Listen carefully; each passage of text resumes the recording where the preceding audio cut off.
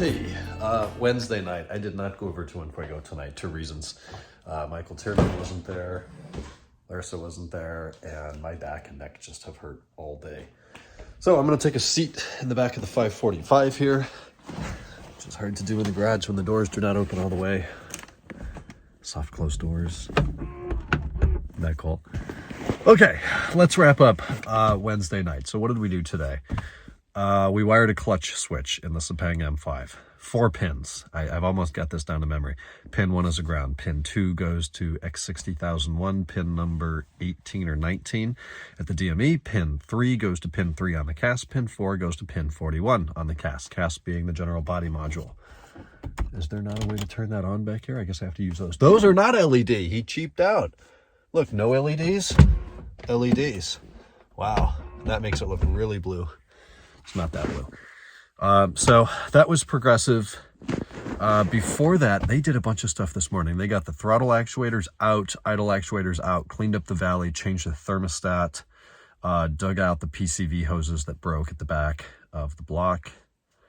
And I ordered a bunch of stuff this morning, updated work orders, talked to a ton of people. This morning was email mountain. It was like 36 emails came in overnight, and probably 26, 28 of them required like actual multi-paragraph responses, many of which leading to future business.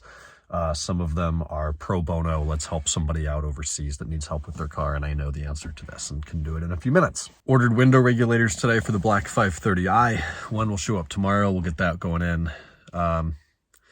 What the hell else? I mean, I say what I do in a day and it sounds like, oh, that's what you did for an hour. No, this is stuff that takes all day.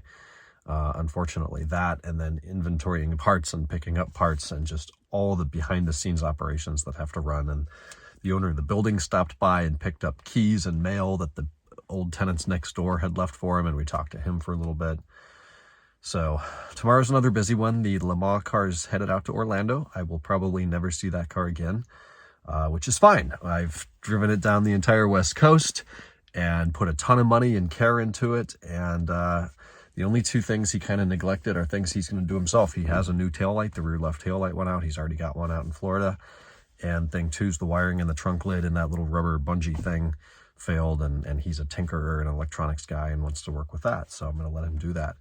The 545, I drove that to Larissa's last night. I drove it to and from work now 2 days this week, and it continues to have its evap system not ready. I don't understand.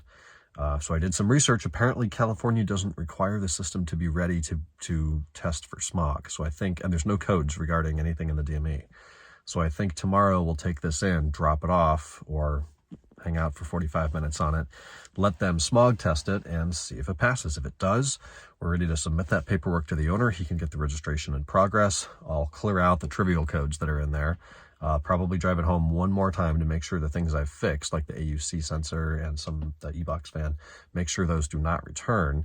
We'll get the car cleaned up, put his stuff in it, and it's finally gone. This thing came in last July, and we've been chasing problems.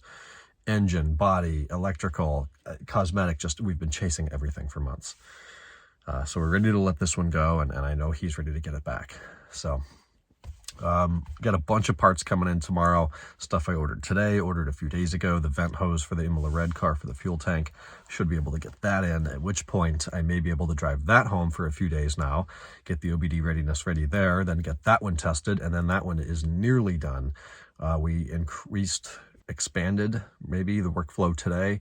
We're doing engine air filters and just little stuff, little easy stuff that's coming in tomorrow. So that's what's going on. I hope it will be a productive Thursday.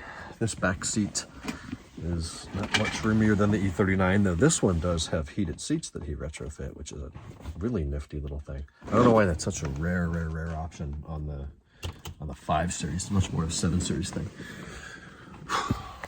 All right, I'm going to bed. I'll talk to you guys tomorrow. Night.